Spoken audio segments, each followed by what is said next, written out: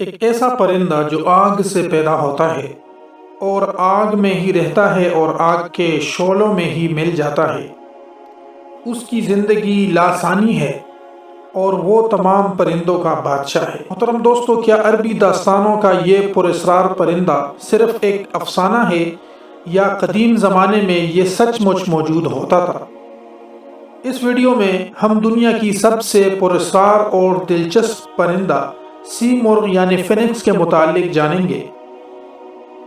محترم دوستو، دنیا میں مختلف انواع اور اقسام کے پرندے پائے جاتے ہیں جو اس کائنات کی خوبصورتی میں چار چاند لگاتے ہیں، لیکن ان پرندوں میں ایک پرندہ ایسا بھی ہے جو اپنی دلچسپ اور حیران کن خصوصیات کی وجہ سے صدیوں سے زیر بحث رہا ہے، جسے سی مرغ یا فینکس کہتے ہیں۔ لوگ اسے فائر برڈ کے نام سے بھی جانتے ہیں۔ عربی اور فارسی میں اسے عنقا اور ققلس کہتے ہیں۔ آریہ لوگ اسے امر پکشی اور ترکی اسے طغرل یا ہما کہتے ہیں۔ یہ پرندہ اپنی خصوصیات اور غیر معمولی لمبی عمر کی وجہ سے انتہائی مشہور ہے۔ دراصل اس کی زندگی کو لافانی اور نہ ختم ہونے والی کہا جا سکتا ہے۔ اس پرندے کے متعلق مشہور ہے کہ یہ پرندہ 500 سے 600 سالوں تک زندہ رہنے کے بعد خود کو جلا کر راکھ کر دیتا ہے اور پھر اسی راکھ سے اس کی نسل کا نیا پرندہ جنم لیتا ہے۔ اس پرندے کے متعلق ہر تہذیب اور قوموں میں مختلف کہانیاں موجود ہیں، خواہ قدیم چین ہو، فارس ہو، بھارت ہو یا عرب ہو۔ مورخین کے مطابق سی مرغ پہلے عرب کے علاقوں میں پایا جاتا تھا اور عرب کے اونچے اور ویران پہاڑی چوٹیوں میں اس کا بسیرا تھا۔ یہ بھی کہا جاتا ہے کہ یہ پرندے کوئکاف میں رہتے تھے، جو قدیم دور کا ایک پراسرار اور طلسماتی شہر تھا۔ کہا جاتا ہے کہ اس پرندے نے کبھی زمین کو نہیں چھوا اور یہ اس قدر اونچائی میں اڑتا تھا کہ اسے کوئی بھی دیکھ نہیں پاتا تھا۔ سی مرغ نہایت ہی خوبصورت ہوتا ہے۔ اس کے پر جامنی رنگ کے اور دم سبز اور سنہری ہوتی ہے۔ یہ دیکھنے میں کسی بڑے عقاب کے مانند ہوتا ہے۔ سی مرغ دنیا کے تمام علوم سے واقفیت ہی رکھتا ہے اور بہت وفادار ہوتا ہے۔ 5ویں صدی قبل مسیح میں مورخ ہیروڈوٹس نے لکھا تھا کہ عربی لوگ ایک ایسے پرندے میں یقین رکھتے ہیں جسے میں نے صرف تصویروں میں دیکھا ہے، اور ہر 500 سالوں بعد یہ پرندہ خود کو جلا کر نیا جنم لیتا ہے۔ مورخین اور حکماء کے مطابق سی مرغ کے آنسو بیماریوں کے علاج کے لیے استعمال کیا جاتا تھا اور ان کے آنسوؤں میں بہت سے امراض کی شفا رکھی گئی ہے۔ اسلامی تصوف میں سی مرغ کو ایک اہم مقام حاصل ہے اور صوفیاء کرام نے اس پرندے کو اپنا موضوع سخن بنایا ہے۔ چنانچہ ایران کے مشہور صوفی بزرگ خواجہ فرید الدین عطار نے اپنی کتاب منطق الطیر میں سی مرغ کا ذکر کیا ہے، اور اس کے متعلق اسی کتاب میں ایک دلچسپ حکایت بھی موجود ہے، جس کے مطابق ایک دفعہ دنیا کے تمام پرندے، ہر اقسام اور ہر نسل کے چرند و پرند ایک جگہ جمع ہوئے۔ سب نے کہا کہ زمانے میں اس وقت میں کوئی ملک بھی بادشاہ سے خالی نہیں ہے، مگر ہماری قوم کا کوئی بادشاہ نہیں ہے، لہٰذا ہمیں رائے مشورہ کر کے اپنا ایک بادشاہ مقرر کرنا چاہیے۔ چنانچہ تمام پرندے سر جوڑ کر بیٹھ گئے اور اس میٹنگ کا آغاز ہوا۔ ہدہد، جو اب تک اس میٹنگ سے غیر حاضر تھا، وہ اس اجتماع میں آ گیا۔ ہدہد وہ پرندہ تھا جسے اللہ تبارک و تعالی نے عقل کامل عطا کیا تھا اور وہ ہر نیکی اور برائی سے آگاہ تھا۔ ہدہد نے کہا، اے پرندوں کی جماعت، بے شک میں پیغام رسا بھی ہوں اور اللہ کی جانب سے غیب کی باتیں بھی بتاتا ہوں جو تمہارے لیے غیب ہوتا ہے۔ میرے پاس قدرت کے اسرار بھی موجود ہیں۔ میں حضرت سلیمان علیہ السلام کے ساتھ رہ چکا ہوں اور ان سے ہم کلام ہونے کا شرف بھی مجھ کو حاصل ہے۔ میں تم سب پرندوں میں سب سے زیادہ عزت اور بلند مقام رکھتا ہوں۔ میں کئی وادیوں، پہاڑوں اور بیابانوں میں رہا ہوں۔ میں اس پرندے کو جانتا ہوں جو سب پرندوں کا بادشاہ ہے۔ اگر تم میرے پیچھے چلو گے تو میں تمہیں اس تک پہنچا سکتا ہوں۔ بے شک ہم سب کا بادشاہ وہی پرندہ ہے جس کا نام سی مرغ ہے، اور وہ کوہ کاف کی وادیوں میں رہتا ہے۔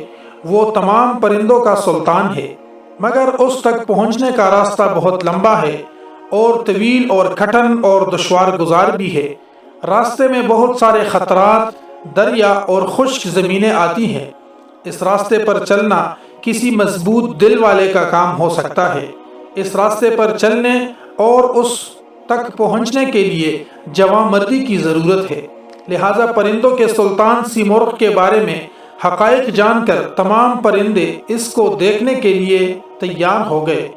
اس کے دیدار کا شوق ان کے اندر جوش اور جذبہ پیدا کرتا رہا، چنانچہ تمام پرندوں نے اس راستے پر چلنے کا پکا ارادہ کر لیا۔ سفر شروع کرنے سے پہلے ہدہد نے پرندوں کو راستے کی تفصیل بتائی۔ اس نے بتایا کہ اس راستے میں تمہیں 7 وادیوں کو پار کرنا ہوگا۔ پہلی وادی کا نام استغنا ہے، یہ بے نیازی کی وادی ہے جہاں ہر چیز کی حیثیت کم ہو جاتی ہے۔ دوسری وادی وادی عشق کی ہے، اس وادی میں جو بھی جاتا ہے وہ آگ بن جاتا ہے۔ تیسری وادی طلب کی وادی ہے، اس وادی میں تکالیفوں اور مشکلات کا سامنا کرنا پڑتا ہے۔ چوتھی وادی معرفت کی ہے، اس وادی کے بے شمار راستے ہیں جہاں چلنے والا کھو جاتا ہے۔ پانچویں وادی توحید کی وادی ہے، اس وادی میں کثرت بھی وحدت نظر آتی ہے اور یہ راستہ ایک پیچیدہ راز ہے۔ چھٹی وادی حیرت کی وادی ہے، یہاں صرف درد اور حسرت ہی ملتی ہے، ہر طرف افسوس ہی افسوس ہوتا ہے۔ اور ساتویں اور آخری وادی فقر و فنا کی ہے، یہ وادی فراموشی اور بے ہوشی کی وادی ہے، یہاں پہنچنے والا دیوانہ ہو جاتا ہے اور یہاں گم ہو کر رہ جاتا ہے۔ پرندوں نے سفر کا آغاز کیا۔ اس سفر میں تمام پرندے تک چور ہو گئے، کچھ بیمار پڑ گئے، کچھ کی حالت بد سے بدتر ہو گئی۔ بلبل، طوطا، چکور اور دوسرے اقسام کے پرندوں نے راستے میں ہی ہار مان لی۔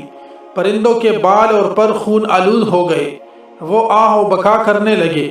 انہوں نے ایسا راستہ دیکھا جس کی کوئی انتہا نہ تھی، ایسا درد دیکھا جس کی کوئی دوا نہ تھی۔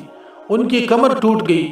ہزاروں پرندے تو درد اور تکلیف برداشت نہ کر پانے کی وجہ سے راستے میں ہی مر گئے۔ پرندوں نے ہدہد سے کہا کہ ہم اتنی مشکل وادی کو پار نہیں کر سکتے، لہٰذا ہدہد نے ان وادیوں کے درمیان ایک جگہ پڑاؤ ڈالا اور تمام پرندوں کو جمع کیا۔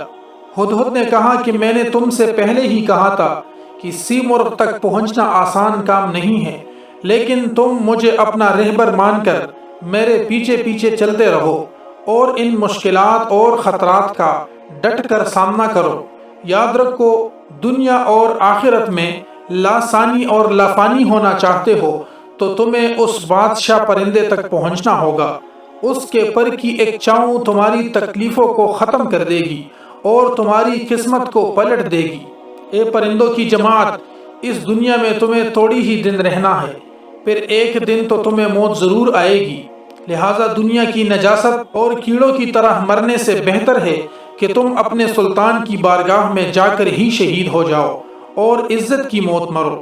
ہدہد نے کہا کہ اس فانی دنیا کی محبت اپنے دل سے نکال دو، تمام خواہشات کو کچل ڈالو، اپنے دلوں کو پاک اور صاف کرو، دنیا کے ہر چیز سے بے نیاز ہو جاؤ، اپنے حوصلے بلند کرو اور اس خیالی دنیا سے بیزار ہو جاؤ۔ پرندوں میں پھر سے حوصلہ پیدا ہو گیا، ہمت باندھا اور ہزاروں لاکھوں پرندے صف در صف اور قطار در قطار ہدہد کے پیچھے چل پڑے۔ آخرکار اس مشکل اور طویل راستے کو پرندوں نے پار کر لیا۔ اس لمبے سفر میں صرف 30 پرندے یہاں تک پہنچ پائے۔ ان تمام وادیوں کو پار کر لینے کے بعد وہ کوہ کاف میں داخل ہوئے۔ اس وادی میں داخل ہونے کے بعد جب انہوں نے اپنے آپ کو دیکھا تو ان کے جسم پر بال اور پر موجود نہ تھے، ان کا جسم آگ میں جل رہا تھا۔ تمام پرندے لاسانی ہو گئے تھے۔